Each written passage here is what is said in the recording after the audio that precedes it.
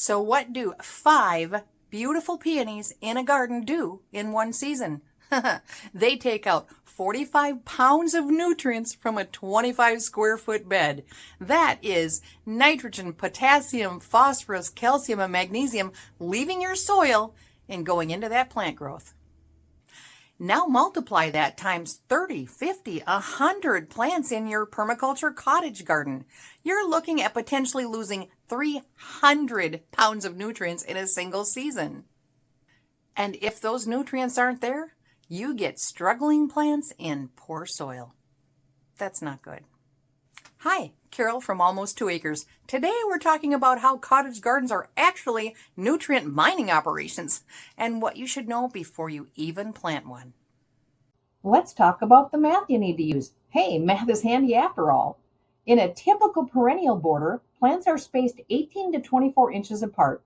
Each plant has room to spread and access to nutrients without intense competition. But we plant cottage gardens 12 to 15 inches apart. That's double the plant density pulling from the same soil volume.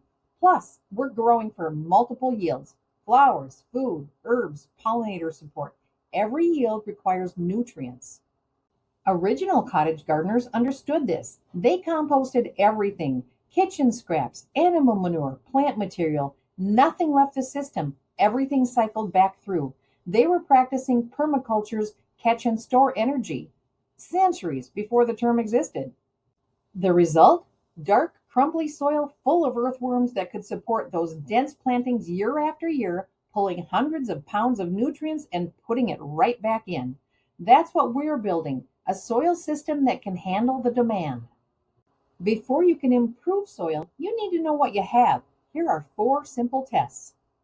Test 1 is the squeeze test for soil texture.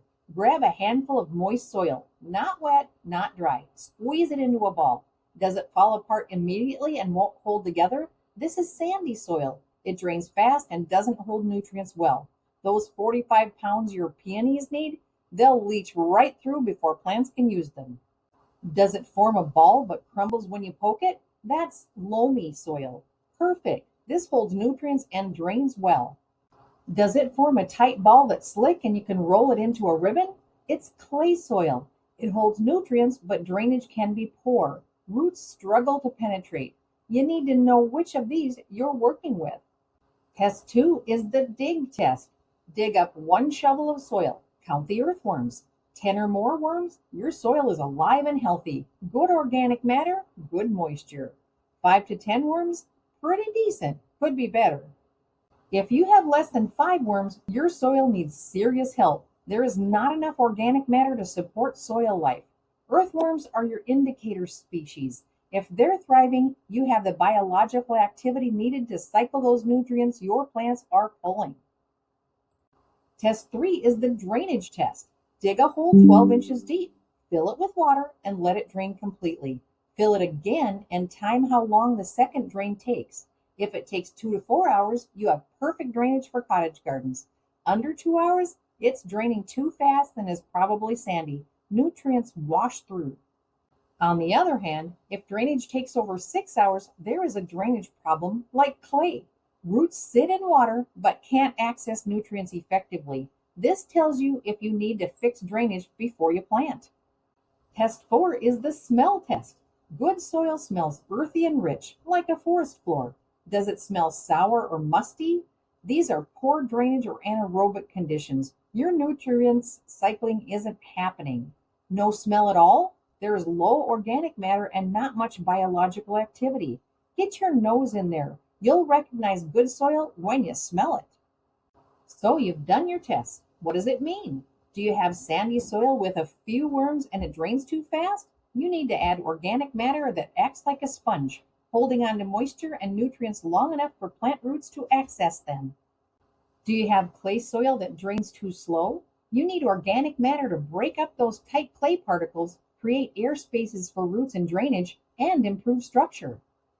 Is your soil already decent? You still need to add organic matter. Remember those nutrient demands: 45 pounds from just 5 peonies. Decent soil becomes depleted soil fast with cottage garden density. Here's what matters. Whether you have sand, clay, or loam, the solution is identical. Add organic matter, lots of it.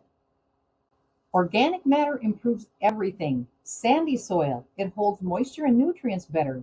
Clay soil, it improves drainage and structure. Any soil, it feeds the biology that cycles nutrients right back to the plants. Let's be specific about what organic matter means. Here are the good choices. Finished compost is dark, crumbly, and smells earthy. This is your gold standard. Well-rotted manure is great when aged at least 6 months. Don't use fresh. Fresh burns plants. Leaf mold is decomposed leaves. It takes a year but is free and excellent. Mushroom compost is spent mushroom growing medium. While usually good, check that it is not too salty. Your own compost is the best. We'll cover that in part 2. But do skip these. Peat moss. It's not renewable, it doesn't feed soil biology, and it just holds moisture temporarily. Don't just add mulch on top. Mulch is great, but you need organic matter worked into the soil for nutrient cycling. Don't use fresh wood chips. These actually rob nitrogen as they decompose. Let them age first, then they're great. How much do you need? Here comes some more math. For a new cottage garden bed in average soil, you need 3 to 4 inches of compost worked into the top 8 to 10 inches of soil. That creates roughly 30 to 40% organic matter mix. Here is an example calculation for a 10 by 15 foot bed. If you have 150 square feet total, 3 inches of compost to equal 37.5 cubic feet would convert to about 1.4 cubic yards. And how you buy it also matters. If you buy bagged compost in 2 cubic foot bags, you need about 19 bags. At $5 to $8 per bag, that's $95 to $150. If you buy bulk compost by the cubic yard, 1.5 cubic yards delivered is somewhere around $30 to $60 per yard. Your total is somewhere around $45 to $90. Bulk is way cheaper for anything over 100 square feet. Yes, that's a lot, but this is a one-time foundation work. You're not doing this every year. You do it once, then maintain it. Here's the budget approach. Work in sections, half this year, half next year. Start with 2 inches instead of 3 to 4 and add more annually. My favorite, make your own compost to reduce costs. Original permaculture cottage gardeners built their soil over time. You can too, but you need to start somewhere. In part 2, we'll cover exactly how to get that compost into your soil. 2 different methods, plus ongoing feeding strategies and making your own compost. Make sure you subscribe so you get notified. Thanks for joining me today at Almost 2 Acres. Until next time, let's start thinking about working that soil for our future cottage garden.